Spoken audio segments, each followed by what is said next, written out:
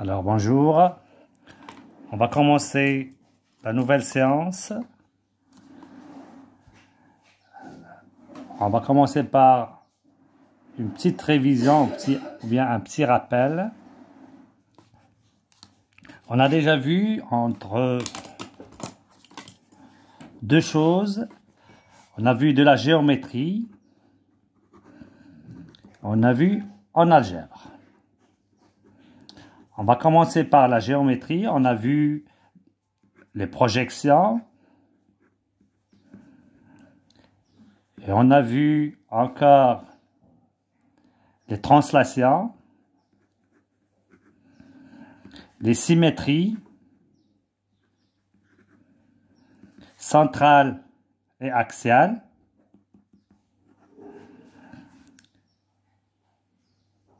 On a vu, voilà, donc on a dit que ça, ils sont des relations binaires. On a dit qu'ils sont des relations binaires définies dans le plan. Ça veut dire que ces relations sont définies de cette façon-là, du plan P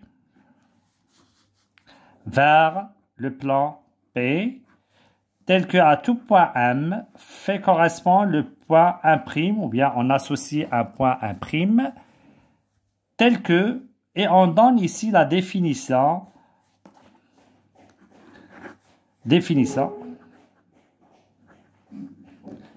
de toutes sortes de ces relations, soit projection, translation. Par exemple, pour la symétrie centrale, si elle est de centre O, on dit que O milieu de M1'. Et on a vu pour les autres, et ça sera un autre chapitre où on va détailler ces relations après. Et pour l'algèbre, vous avez vu l'année précédente les fonctions affines et les fonctions linéaires. Vous l'avez défini dans R de telle sorte que f de x égale, par exemple, pour les fonctions affines, c'est ax plus b, et pour les fonctions linéaires, c'est ax. Mais comme les relations binaires, on dit que f est défini de R vers R, tel que ax, on fait associer un réel y, tel que, et on définit ici, par exemple pour la première, fy égale ax plus b. On donne ici la définition. Alors, vous remarquez en algèbre, par exemple ici, que ce ax plus b, c'est f de x. Voilà. Donc, ça sont des relations binaires. Ça veut dire ils sont définis d'un ensemble vers un ensemble. Et on associe un x avec un réel pour l'algèbre. Pour la géométrie, le plan vers le plan. À un point, on associe un autre point et on a des définitions pour chaque relation. On va préciser d'une autre manière. On va donner un exemple pour bien comprendre un petit peu ces relations-là. On dit soit F, une relation binaire, ou bien on dit une relation définie de A vers B. Regardez bien ici ces deux ensembles-là. On va les donner maintenant de A vers B, tel que. Alors, donc, on donne le A au début. Le A, c'est, par exemple, on va dire, c'est 2, 4, 6, 8. Et le B, c'est, par exemple, 0, 1 et 2, par exemple. Alors, on va définir cette relation de cette façon-là, comme suit. Alors, 2 est en relation avec 0 par la relation F. 4 est en relation, par exemple, avec 1 par la relation F. Je prends le 8 est en relation avec 1 par la relation F. Le 6, on ne le relie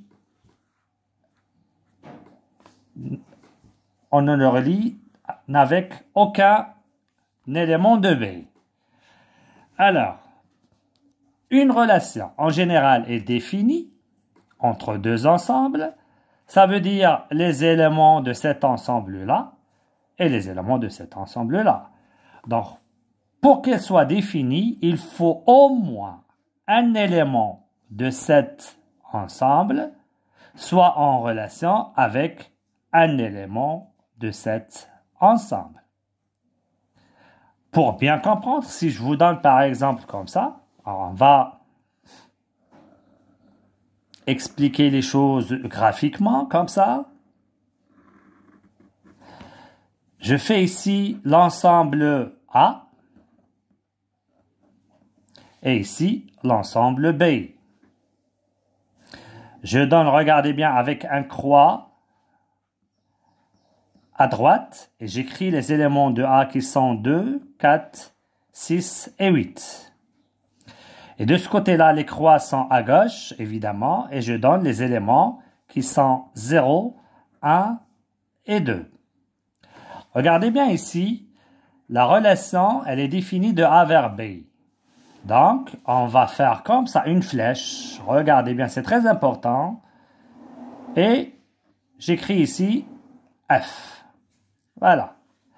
Alors, de cette façon-là, on dit qu'on n'a pas une relation, elle n'est pas définie.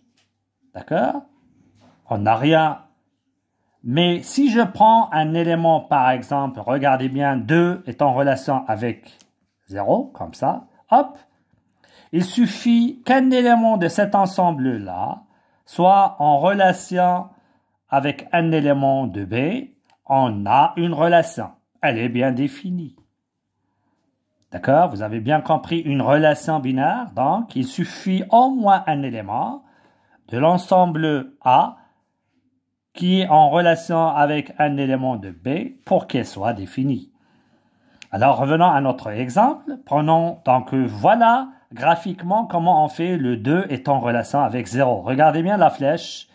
Elle suit la flèche qu'on a ici.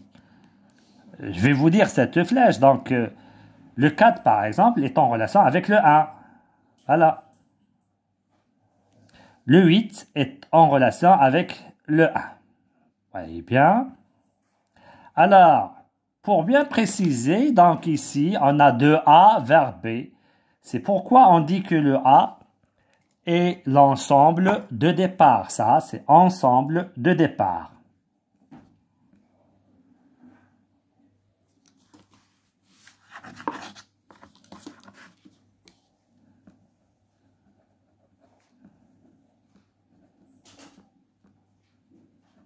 Voilà. Et cet ensemble-là, c'est l'ensemble d'arrivée.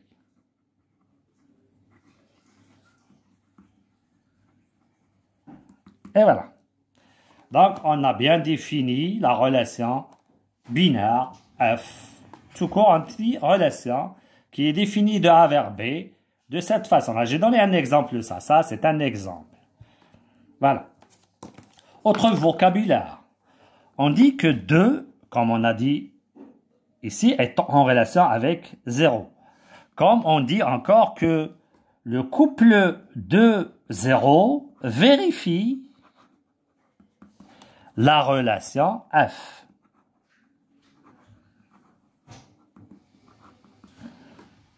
Je prends par exemple le couple 6, bien 4-2. Regardez bien, 4, il est en relation avec 1. On dit que le 4-2 ne vérifie pas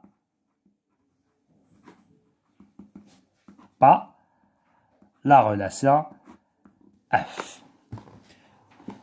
Donc, en général, si on a le couple AB vérifie la relation AB, donc A est en relation avec B. Le A, c'est de l'ensemble de départ et le B, c'est de l'ensemble d'arrivée. On dit encore, pour bien préciser ces choses-là, on dit que, par exemple ici, prenons le couple de 2 et 0, on dit que 2 a pour image 0 par la relation f. Vous avez déjà vu ça en ce qui concerne les fonctions affines et les fonctions linéaires. Donc, ce qu'il fallait savoir, que ces fonctions affines et linéaires sont des relations. Alors, je répète, le 2 a pour image 0. Le 4 a une seule image qui est 1 par la relation f. 6 n'a pas d'image, évidemment dans B. Le 8 a une seule image. Voilà. Donc ça, c'est un petit rappel de ce que ça veut dire une relation. Donc je vais passer au cas général. Pour le cas général d'une relation, cas général, donc F relation binaire définie entre deux ensembles, définie de A vers B. Et ce qu'il fallait savoir, que le A et B doivent être deux ensembles non vides. Évidemment, puisque tout à l'heure on a dit au moins un élément est en relation avec un autre élément de l'ensemble d'arrivée. F, relation définie de A vers B, par, donc j'ai dit en général, donc on écrit comme ça, F, deux points, définie de A vers B, regardez bien la flèche, hein? Et le X a pour image, je fais un petit trait vertical et la flèche doit être du même longueur que la première, Y. Voilà, ça c'est l'écriture générale d'une telle relation. Et ici, c'est point virgule ou bien un slash, c'est la même chose, point virgule, et Y égale, ici c'est la définition d'une telle relation, et elle est de cette façon-là, f le x. Et on donne ce fx dans ces exemples. Donc ça, c'est très important. Donc, ça c'est l'image. Vous voyez bien, y est l'image de x. Et pour ne pas avoir des ambiguïtés, on a noté f de x, d'accord? Chaque élément, on lui associe son image. D'accord? Par exemple, 1 a pour image 1 est tel y. Donc 1 a pour image f de 1. Donc f de x, c'est l'image de x. F de x, c'est l'image de x. Voilà, ça c'est l'écriture générale. Alors, passons maintenant, ça c'est la révision, bien c'est un petit rappel, puisqu'on a déjà parlé d'une relation cette année-là. Alors, je vais définir des différentes relations et j'ai oublié ici de vous dire que ça s'appelle un diagramme sagittal. Diagramme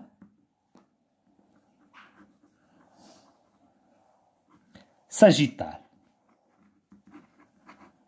Donc, une relation est définie d'une telle façon. Ça, on a donné des exemples ou bien par cette écriture-là, on va voir après, ou bien par un diagramme sagittal. Voilà. Et on a encore une autre définition par un diagramme cartésien. Et vous vous souvenez d'un diagramme cartésien? On a vu, lorsqu'on a vu le produit cartésien de deux ensembles. C'est la même chose. Donc, nous, on va appliquer que ce diagramme sagittal dans nos exemples. Alors, je vais vous donner quelques exemples des différentes relations et je vais les définir par des diagrammes sagittaux. Alors, le premier exemple, donc voilà. Je donne ici, par exemple, l'ensemble A, et ici l'ensemble B, et je vais prendre ici une relation F. Alors, je vais donner des exemples, par exemple, 1, 2, 3. Ici, A, B. D'accord? Donc, comme tout à l'heure, je vais donner comme ça. A est en relation avec ça, et ça est en relation avec ça, par exemple. Hop, je passe à un deuxième exemple.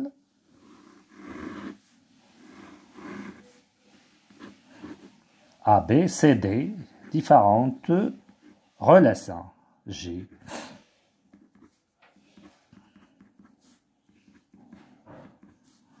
A, B, C, D, par exemple. Ici, I, J, K, par exemple. Donc, n'importe quoi. Alors, je vais prendre comme ça. Le A, il est en relation avec ça. Voilà. Ça avec ça, par exemple. Voilà. Et je vais relier ça avec ça. Voilà. Et je laisse le 3. Bien, je peux ajouter ici un autre. A, B, C, ici D, ici E. Donc, vous faites n'importe quoi, quand vous voulez. Vous définissez une relation. Je vais prendre un troisième exemple, comme ça. Là, j'ai ici donc A, B, C, D, E, F. Ici, c'est la relation H. Je donne par exemple comme ça. 2, 3, par exemple. 2, 3. Donc, je vais prendre comme ça. Je donne comme ça. Voilà. Et je donne comme ça, par exemple. Voilà. Voilà. Moins 1, 0, 1, 10, 20, 30, comme je veux. Donc, on a le choix de choisir ce qu'on veut. Voilà le troisième exemple. GH. Et on a la relation K. Voilà. Je vais prendre par exemple comme ça. Voilà, regardez bien. Hop. Hop. C'est alpha. 1, 2, 3. Eh bien. Et le dernier exemple, donc ça sera comme ça.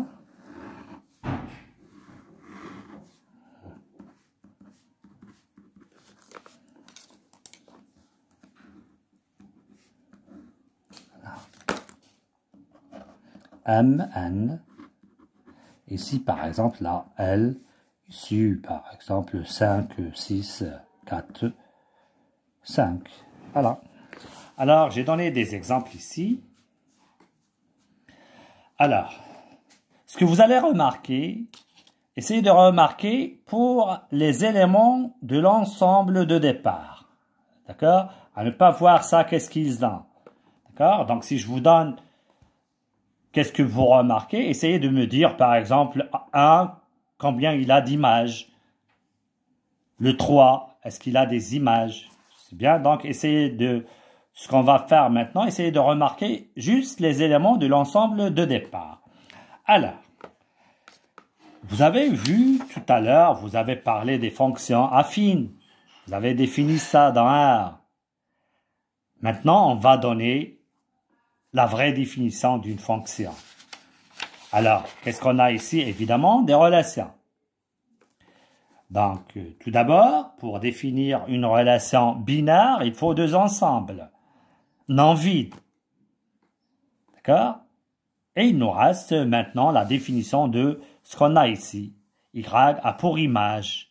On va essayer, ou bien X a pour image f de X. Donc, on va essayer, j'ai dit, de remarquer juste les éléments de l'ensemble de départ. Qu'est-ce qu'ils ont comme image? Alors, pour la première relation, je dis que f est une fonction. F, fonction de A vers B. F, fonction, si vous voulez, je vais écrire f, fonction de A vers B. De même pour G, c'est une fonction. G, fonction de A de C vers D. Ici, n'est pas une fonction.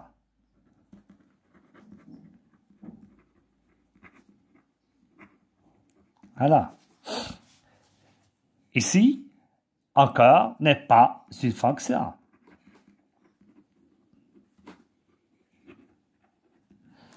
Alors, je vous donne une seconde pour me dire ici, essayez de remarquer. Donc, est-ce que ça c'est une fonction ou bien non? Donc, remarquez. Donc, je vais vous dire maintenant que ça c'est une fonction. Alors, donc la question qui se pose, c'est qu'est-ce qu'une fonction?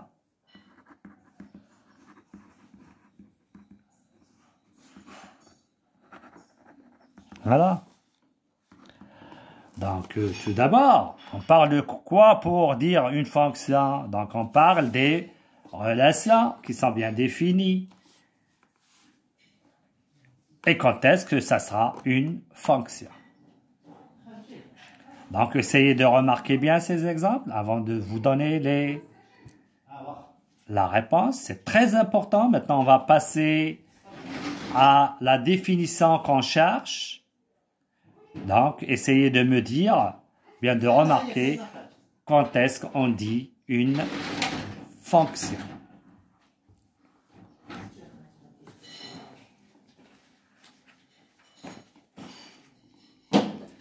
Voilà, on continue. Maintenant, on va dire définition. Donc, on commence notre cours. Vous allez prendre évidemment le cahier de cours. Donc, ça sera un nouveau chapitre. Donc, vous voyez, à écrire le chapitre qu'on a, le numéro. Vous laissez le titre vide. Voilà. On passe, vous laissez tout comme d'habitude, quelques lignes et on écrit grand 1. Là, on commence par notion. Notion. Hop. À la ligne, premièrement, c'est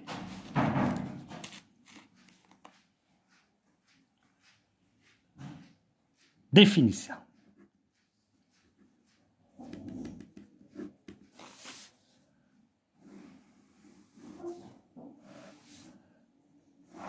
Alors, les données, pour parler d'une fonction, c'est que deux ensembles, soit A et B, deux ensembles non vides.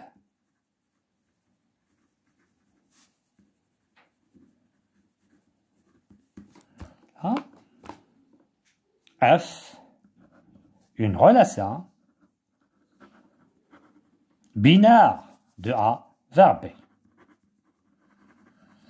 Alors, tout à l'heure, j'ai dit, quand est-ce qu'on a une relation, au moins un élément est en relation avec un élément de B. Maintenant, qu'est-ce qu'on va définir? On dit que f est une fonction de A vers B si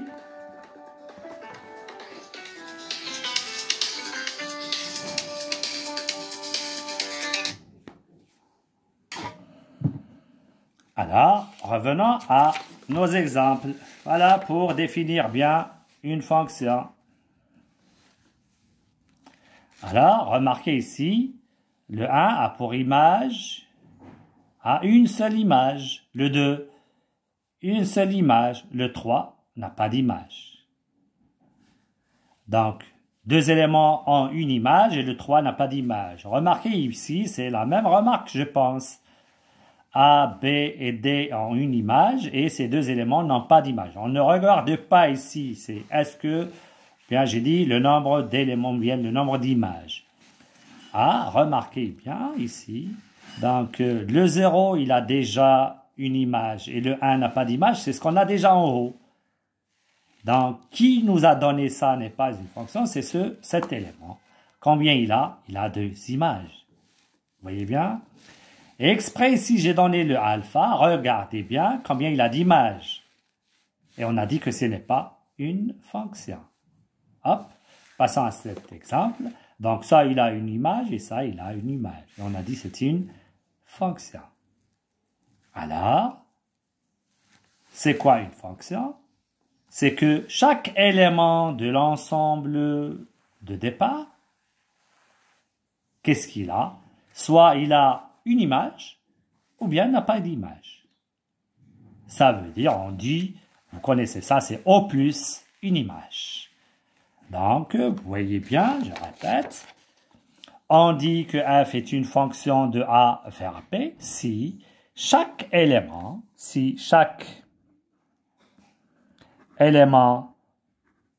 de A a O plus une image dans B par la relation F, et vous soulignez évidemment, vous voyez bien ce... Voilà. Pour bien préciser, au plus, ça veut dire à une image, ou pas d'image. Voilà. S'il vous plaît, donc chaque élément a une image ou pas d'image. À ne pas croire que tous les éléments n'ont pas d'image. Donc, on peut avoir tous les éléments en une image. On peut avoir des éléments, d'une part, qui ont une image, et d'autre part, autres qui n'ont pas d'image. Mais on ne peut pas avoir tous les éléments qui n'ont pas d'image. Pourquoi? Dans ce cas, ça ne sera pas une relation. On a au moins un élément qui a une image. C'est quelque chose de très important, s'il vous plaît. Donc, voilà la définition qu'il faut la noter dans votre cahier de cours. Donc, ce qu'on a fait tout à l'heure, c'est des explications. Et dans notre cahier de cours, vous allez recopier cette définition. Voilà.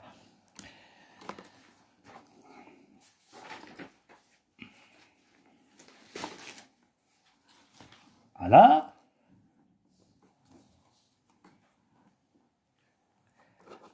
On passe à quelques particularités, des choses très importantes. Alors, supposons que le A, tout à l'heure, j'ai pris des éléments, n'importe quoi, regardez bien. Mais nous, l'ensemble où on travaille, c'est l'ensemble R, ou bien Z, etc. Alors, si l'ensemble de départ, A, elle est inclus dans R, c'est-à-dire une partie de R. Si A est inclus dans R, ça veut dire lorsque vous prenez cet ensemble, on prend que les réels ici. Alors, dans ce cas, on dit que f est une fonction à variable réelle. Donc, on dit si A est inclus dans R, on dit f est une fonction à variable réelle.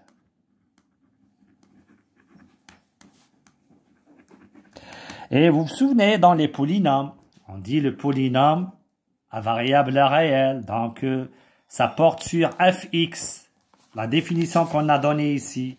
Voilà là. La variable fx, la définition va donner y égale fx égale, par exemple, 3x plus 1, comme on a donné pour la fonction affine.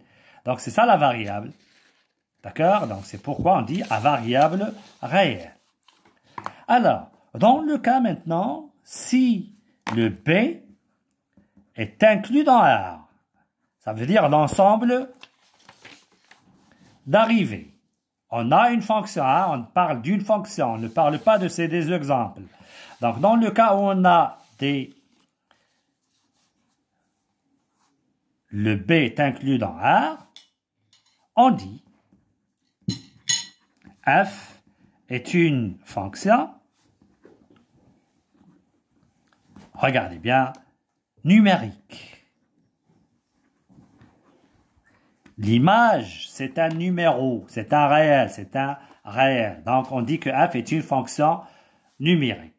Donc, si on a le A est inclus dans R et le B est inclus dans R, on dit fonction numérique à variable réelle. Donc, notre chapitre, ça porte sur les fonctions numériques à variable réelle et ça sera notre titre ici. Vous allez écrire ici. Donc, généralité, s'il vous plaît, généralité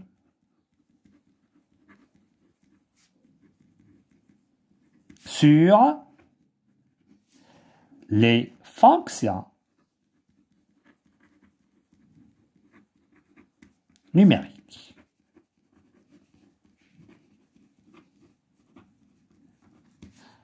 Voilà, à variable réelle, évidemment. Donc ça, c'est le titre. C'est bien. Alors, on va écrire un exemple dans notre cahier de cours. Exemple.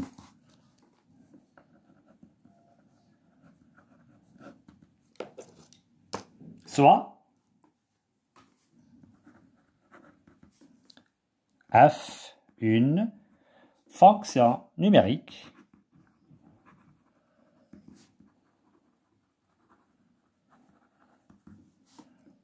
définie dans R. Donc, je peux dire une fonction numérique à variable réelle. Comme je peux vous dire, définie dans R. Donc, de R vers R qui est fonction numérique par, je donne fx est égal.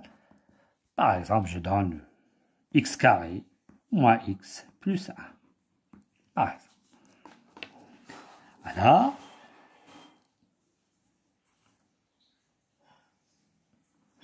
calculant l'image de 2 par f. Alors, vous connaissez ça, mais c'est juste comme des rappels pour des autres fonctions. Vous connaissez ça pour les fonctions affines et pour les fonctions linéaires. On parle ici des fonctions en général. Et c'est quelque chose de très important pour la suite de vos études. Alors, tout à l'heure, on a dit le 2, son image, c'est f de 2. Donc, on va calculer f de 2. Dans cette définition de cet exemple. Donc, c'est 2 au carré, c'est 4, moins 2, plus 1, ça donne 5, c'est 3. Donc, on dit que l'image de 2 par f est 3. Ou bien 3 est l'image de 2 par f. L'image de 2 par f est 3. Regardez bien, c'est quelque chose encore de nouveau. L'image de 2 est 3. On dit l'antécédent de 3 est 2. On dit l'antécédent de 3 par f est 2. Voyez bien, donc, on a l'ensemble de départ, l'ensemble d'arrivée. Donc, le 2 est ici pour chercher l'image. 2 a pour image 3. Voyez bien? L'antécédent de 3 est 2. C'est bien? Donc, tout à l'heure, on a dit que quand on prend le 2 et on veut calculer son image, soit il existe, dans ce cas, il est une seule.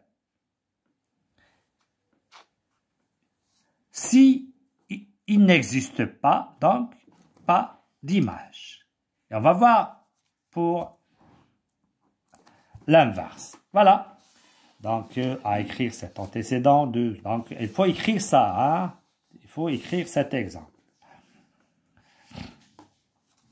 Bien.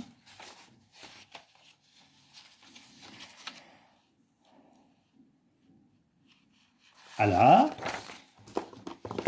si vous voulez faire le Z comme d'habitude, comme ça, donc point Donc, calculer l'image de alpha par f s'il existe. D'accord? Tout à l'heure, on a dit soit il a une image, soit il n'a pas d'image. C'est bien? Alors, on peut ne pas dire ça. Calculer l'image, s'il existe, vous le donnez. Sinon, il n'existe pas, il n'a pas d'image. Donc, calculer l'image de alpha par la fonction f, s'il existe, ça veut dire calculer, c'est-à-dire calculer f de alpha. C'est ça l'image. Alors,